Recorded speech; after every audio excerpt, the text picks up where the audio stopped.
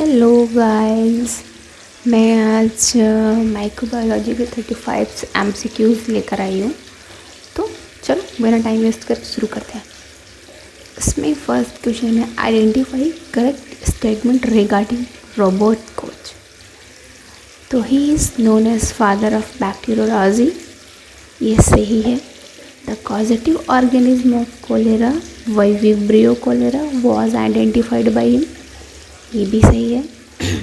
ही discovered hypersensitivity phenomenons, ये भी सही है। ऑल ऑफ दिस, इसका आंसर है डी, मतलब सभी सही हैं इसके। नेक्स्ट पे आते हैं, फादर ऑफ एंटीसेप्टिक सर्जरीज, इसका आंसर है लिस्टर।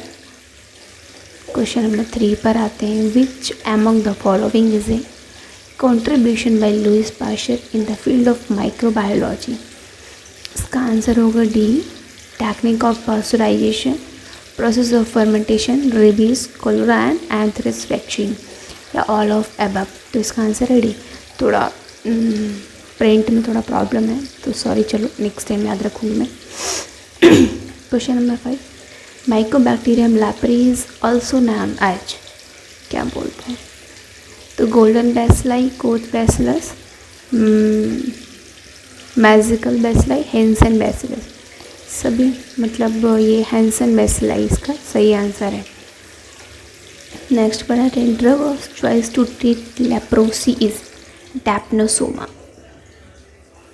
नेक्स्ट पर आते हैं, microbacterium tuberculosis is also known as Koch bacillus, ये इम्पॉर्टेंट है, इसको आप इम्पॉर्टेंट लिख लीजिएगा कहीं पर अपनी कॉपी में। नेक्स्ट आते हैं, करेक्ट स्टेटमेंट रिगार्डिंग माइक्रोस्कोपिज।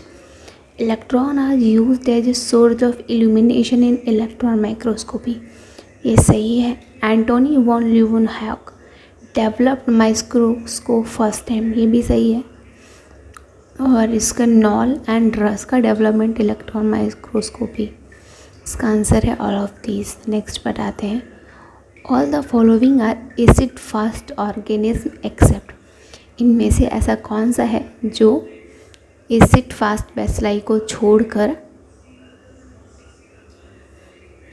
मतलब एसिड बाकी सारे एसिड फास्ट बैसिलाई हैं, एक को छोड़कर, इसका है स्टेफाइलोकोकस।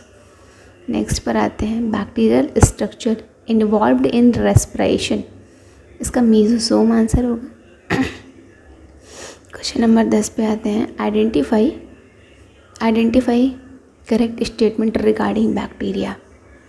तो respiration, cell division and sporulation are the function of meiosis in bacteria. Capsule in bacteria enable adherence to surface and protection against phagocytosis. Heterotrophs are the bacteria that are unable to synthesize their own food material, इसका सही answer all of these है, सभी है मतलब। चलो फिर से आते हैं, correct regarding cocci are. Cocci are spherical shaped bacteria, सही है ये। नेक्स्ट पे आते हैं, cocci present in chain is known as streptococci, ये भी सही है। Cocci present in the shape of grapes is known as staphylococci, ये भी सही है, या ऑल ऑफ दीज मतलब सभी सही है। Comma shaped bacilli are known as vibrio. Next पर आते हैं, which of the following is most resistance of sterilisation, prions, answer D है इसका। Endoscope is sterilised by glutaraldehyde, formaldehyde, autoclaving, hot air oven, sorry ये hot air oven लिखा हुआ है D में, इसका आंसर होगा ग्लूटाल्डिहाइड। नेक्स्ट पर आते हैं, recommended transport medium for stool specimen suspected contain vibrio कोलेराइज, बफर्ड ग्लिसरॉल सेलाइन मीडियम, इसका आंसर यही है। Which is an enriched media, इसमें इसका आंसर पेप्टोन वाटर, मैं भी इसके बारे में आपको बताऊंगी थोड़ा लास्ट में। ये एक क्वेश्चन आया हुआ है तो मैंने सोचा बता देती हूँ। विच of the flowing factor does not affect microbial growth, तो इसका है डार्कनेस। डार्कनेस बैक्टीरिया के माइक्रोबायल की ग्रोथ को नहीं रोकती, नॉट को मतलब कोई इफेक्ट ही नहीं है लाइट का। Agar concentration required to prepare nutrient agar is 1 से 2%। HIV इज़ ए रेट्रोवायरस, इसका आंसर ए हो जाएगा, retrovirus. Mechanism of direct transfer of free DNA, इसका आंसर होगा transformation, answer D.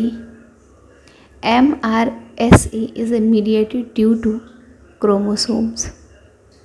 All the following are vectors borne diseases except rubella virus. बाकी तो सब vector bone है लेकिन रूबेला को छोड़कर। Primary immune response, the correct statement is slow and sluggish, इसका राइट आंसर डी हो जाएगा। आते question number 24, which of the following infection against can be transmitted through blood transfusion, तो इसका आंसर हो जाएगा answer number D, all of the above.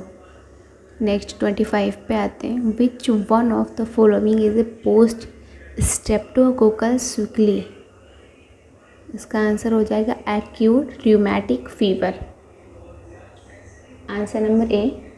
Next बताते हैं, positive tuberculin test is indicated by an area of induration of, इसका answer होगा less than 10 mm in diameter. 10 mm का मतलब है 10 mm से कम, mm का मतलब मिलीमीटर। नेक्स्ट बताते हैं, diagnostic test use for typhoid fever is Widal test, जो मतलब एग्लूटिनेशन चेक करते हैं, विडाल टेस्ट को एग्लूटिनेशन टेस्ट भी कहते हैं।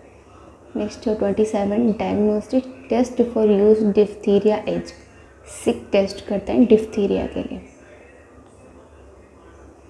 नेक्स्ट 29 पर आते हैं, diagnostics test use for TB, ये करते हैं मॉन्टॉक्स टेस्ट ट्यूबरकुलोसिस के लिए, और ये होता है स्किन में चेक करते हैं, बहुत 0.1 mm क्वांटिटी लेते हैं, में इंजेक्शन से उसको इंजेक्ट करते हैं, और 72 घंटे के बाद चेक करते हैं कि अगर वहाँ पर कोई रिएक्शन दिख रहा है जैसे रेडनेस, खुजली या मतलब दाने वगैरह, तो उसी से पता किया जाता है। चलो नेक्स्ट पर आते हैं, diagnostic test use for scarlet fever, इसका आंसर होगा बी, डिक टेस्ट।